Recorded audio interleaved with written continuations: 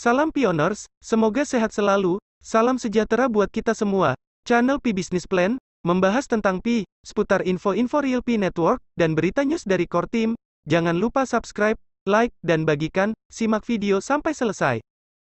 Tata kelola blockchain, memprogram masa depan. Kita posting ini menjelaskan mengapa desain tata kelola blockchain adalah salah satu masalah terpenting di luar sana, komponen kritisnya, pendekatan saat ini, pendekatan potensial di masa depan, dan diakhiri dengan saran untuk komunitas. Mengapa tata kelola blockchain penting? Seperti halnya organisme, blockchain yang paling sukses adalah yang paling dapat beradaptasi dengan lingkungan mereka. Dengan asumsi sistem ini perlu berkembang untuk bertahan hidup, desain awal adalah penting, tetapi dalam jangka waktu yang cukup lama, mekanisme untuk perubahan adalah yang paling penting. Akibatnya, saya percaya tata kelola adalah masalah paling vital di ruang angkasa. Masalah mendasar lainnya seperti skalabilitas bisa dibilang paling baik didekati dengan menggunakan tata kelola untuk menetapkan insentif yang tepat bagi orang-orang untuk menyelesaikannya. Namun hanya sedikit penelitian yang membahas tentang tata kelola dan rasanya kurang dipahami.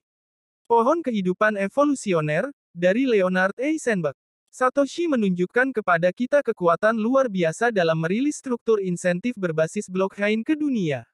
Buku putih 9 halaman menghasilkan mata uang kripto senilai 150 miliar dolar, jaringan komputer yang lebih besar dari 500 superkomputer teratas sebanyak 10.000 X, dan ekosistem pengembang, pengguna, dan perusahaan yang beragam. Ini bisa dibilang salah satu tindakan leverage tertinggi dalam sejarah manusia. Ini menunjukkan kekuatan blockchain sebagai jaringan yang dapat menghubungkan semua orang dan membootstrap diri mereka sendiri jika dibangun dengan baik. Kita semakin hidup di jaringan digital, menghabiskan rata-rata 11 jam sehari di layar di AS dengan lebih dari setengahnya di perangkat yang terhubung internet, tumbuh 11% setiap tahun. Namun, jaringan ini sangat terpusat Facebook, Google, Apple, Twitter, dan terus berkonsolidasi. Dalam model saat ini, semua keuntungan dan kekuatan jaringan berada dalam satu perusahaan, dan Anda berada di dalam atau di luar. Sangat penting bahwa jaringan tempat kita tinggal melayani kepentingan terbaik kita. Dengan munculnya blockchain sebagai infrastruktur global baru, kami memiliki kesempatan untuk menciptakan struktur kekuatan yang sangat berbeda dan memprogram masa depan yang kami inginkan untuk diri kami sendiri. Untuk alasan ini, saya percaya desain sistem tata kelola blockchain adalah salah satu aktivitas leverage tertinggi yang diketahui. Ledakan Kambrium sangat jarang pemerintah atau bank sentral baru dibuat. Dan bahkan lebih jarang lagi melihat eksperimen dengan bentuk pemerintahan baru ketika itu terjadi. Blockchain unik karena satu, memungkinkan ribuan sistem pemerintahan dan kebijakan moneter untuk dicoba dengan kecepatan perangkat lunak dengan dua, dalam beberapa kasus, konsekuensi kegagalan yang jauh lebih rendah. Akibatnya, akan ada ledakan desain ekonomi dan pemerintahan Kambrium di mana banyak pendekatan akan dicoba secara paralel dengan kecepatan tinggi. Untuk lebih jelasnya, saya memasukkan desain ekonomi dan kebijakan moneter, dengan kata lain, struktur insentif dalam pemerintahan karena, seperti aspek sistem lainnya, mereka dapat dimodifikasi seiring berjalannya waktu. Banyak dari upaya ini akan menjadi kegagalan yang spektakuler, dengan jutaan bank sentral algoritmik, kami akan memiliki jutaan kripto George Soroses yang mencoba menghancurkan Bank of England. Melalui proses ini, blockchain dapat mengajari kita lebih banyak tentang tata kelola dalam 10 tahun ke depan daripada yang telah kita pelajari dari dunia nyata. Dalam 100 tahun terakhir, dua komponen penting tata kelola. 1. Insentif. Setiap kelompok dalam sistem memiliki insentif mereka sendiri. Insentif tersebut tidak selalu 100% selaras dengan semua kelompok lain dalam sistem. Grup akan mengusulkan perubahan dari waktu ke waktu yang menguntungkan bagi mereka. Organisme bias terhadap kelangsungan hidup mereka sendiri. Ini biasanya bermanifestasi dalam perubahan struktur penghargaan, kebijakan moneter, atau keseimbangan kekuasaan. 2. Mekanisme koordinasi. Karena tidak mungkin semua kelompok memiliki penyelarasan insentif 100% setiap saat, kemampuan setiap kelompok untuk berkoordinasi di sekitar insentif bersama mereka sangat penting bagi mereka untuk mempengaruhi perubahan. Jika satu kelompok dapat berkoordinasi lebih baik daripada yang lain, itu menciptakan ketidakseimbangan kekuatan yang menguntungkan mereka. Dalam praktiknya, faktor utama adalah seberapa banyak koordinasi yang dapat dilakukan secara on-chain vs off-chain, di mana koordinasi on-chain membuat koordinasi menjadi lebih mudah. Di beberapa blockchain baru, koordinasi on-chain memungkinkan aturan atau bahkan riwayat buku besar itu sendiri untuk diubah. Pendekatan saat ini berikut ini adalah pembagian keuntungan dan kerugian dari dua blockchain terbesar saat ini, Bitcoin dan Ethereum.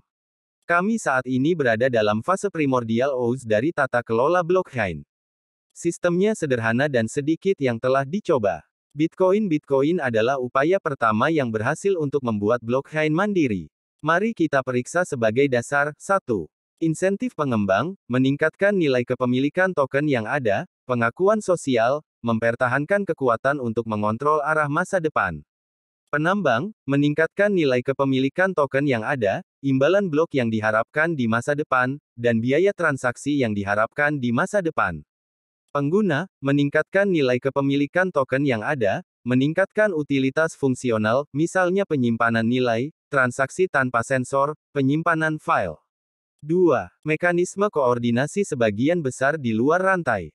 Pengembang berkoordinasi melalui proses Bitcoin Improvement Proposals (BIPs) dan milis. Penambang dapat mengkoordinasikan rantai dalam arti bahwa mereka menciptakan rantai itu sendiri.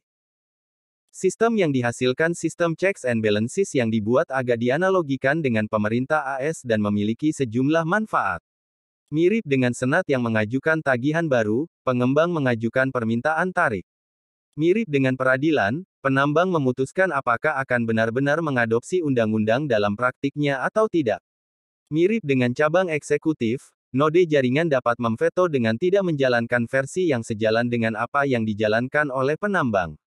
Dan mirip dengan warga, pengguna bisa memberontak.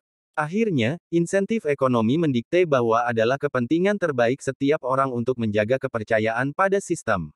Misalnya, jika penambang mengasingkan semua pengguna, nilai token akan berkurang dan mereka akan gulung tikar.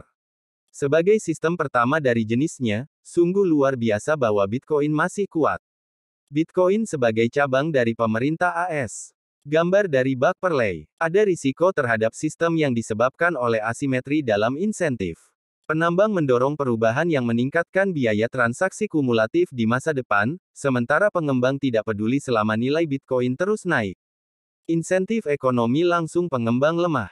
Pengembang baru memiliki sedikit insentif untuk mengerjakan Bitcoin karena tidak ada cara langsung untuk mendapatkan uang dengan melakukannya. Akibatnya, mereka sering mengerjakan proyek baru, baik dengan membuat token Ethereum, rantai yang sama sekali baru, atau perusahaan. Tidak ada darah baru yang masuk meningkatkan persepsi dan realitas pengembang awal sebagai yang paling berpengetahuan dan berpengalaman. Ini menghasilkan siklus penguatan diri dari lebih banyak kekuatan yang terkonsentrasi pada sekelompok kecil pengembang inti awal, kemajuan teknologi yang lebih lambat, dan konservatisme. Pengembang berisiko disuap karena mereka memiliki banyak kekuatan tetapi insentif ekonomi yang lemah. Beberapa pemegang awal dan universitas telah mensponsori pengembang, tetapi dengan dampak yang terbatas sejauh ini.